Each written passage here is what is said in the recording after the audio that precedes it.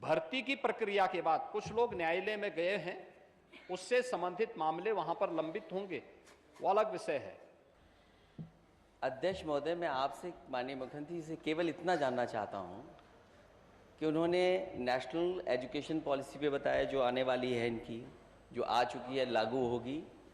मेरा केवल एक छोटा सा सवाल है कि 2017 से लेकर के 2022 में जो एज ग्रुप है 15 साल का, उसमें कितने बच्चों की संख्या बढ़ गई है 2017 से लेकर के 2022 तक?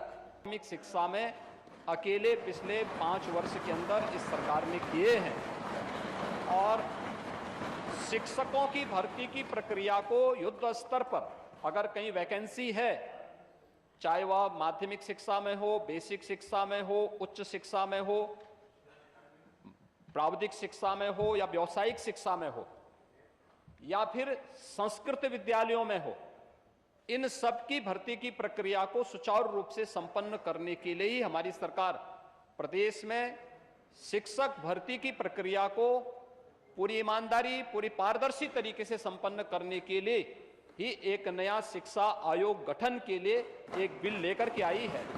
और मुझे लगता है बिल पर आपको भी अपनी बात को रखने का और उस पर चर्चा करने का अवसर प्राप्त होगा। जो भी अमूल्य सुझाव आएंगे सरकार उसका स्वागत करेगी। मुख्यमंत्री जी ने भी बहुत सी बातें रखी अनएम्प्लॉयमेंट को लेकर के। अध्यक्ष महोदय, मैं आपसे माननीय मुख्यमंत्री से केवल इतना जानना चाहता हूं कि उन्होंने नेशनल एजुकेशन पॉलिसी पे बताया जो आने वाली है, इनकी जो आ चुकी है, लागू होगी। मेरा केवल एक छोटा सा सवाल है कि 2017 से लेकर के 2022 में जो एज ग्रुप है 15 साल का, उसमें कितने बच्चों की संख्या बढ़ गई है 2017 से लेकर के 2022 तक? 15 साल के ग्रुप में बच्चों की कितनी संख्या बढ़ गई है?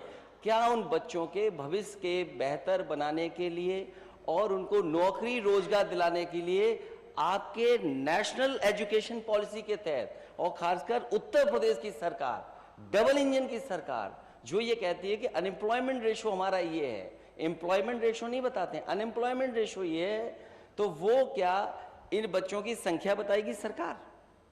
मैं अध्यक्ष महोदय माननीय मुख्यमंत्री से जानना चाहता हूं कि 2017 से 2022 के बीच में जो एज ग्रुप 15 साल का है, वो संख्या कितनी होगी, कितने बच्चे आ गए होंगे उसमें? और वो इससे संबंधित नहीं, उसकी जानकारी संबंधित इसलिए है ना अध्यक्ष महोदय, जब नेशनल एजुकेशन पॉलिसी संबंधित हो सकती है तो मैं केवल इतना जानना चाहता हूं 17 से 22 तक कितने बच्चे आ गए एज ग्रुप में, संख्या क्या होगी उसकी? मुझे बहुत अच्छा लगा कि नेता विरोधी दल को अब जनसंख्या की चिंता होने लग गई है। अध्यक्ष महोदय, और सवाल ये है कि अगर मुख्यमंत्री ये 86 में 56 बताना चाहें तो फिर बता दो 86 में 56। उसी को नियंत्रित करने के लिए ही हम लोग समान कानून की बात करना चाहते हैं। क्या बात है, क्या मुख्यमंत्री?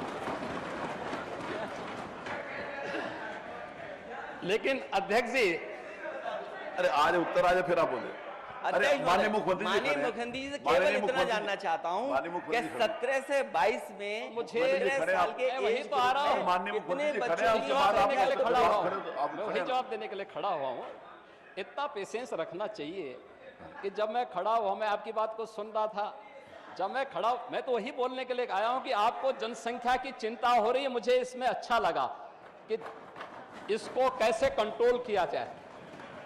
मैं यद्यपि पहले भी सोच रहा था कि चलिए समाजवादियों में कुछ तो प्रोग्रेस हुई है, और प्रोग्रेस देखिए अच्छा है, प्रगति के बारे में सोचना चाहिए। ये 5 नंबर के प्रश्न में भी माननीय बेसिक शिक्षा मंत्री से प्रश्न पूछा जा रहा था, एक प्रदेश एक कोर्स एक मूल्य, यानी एक देश एक कानून, ये भी जोड़ देते तो और अच्छा होता।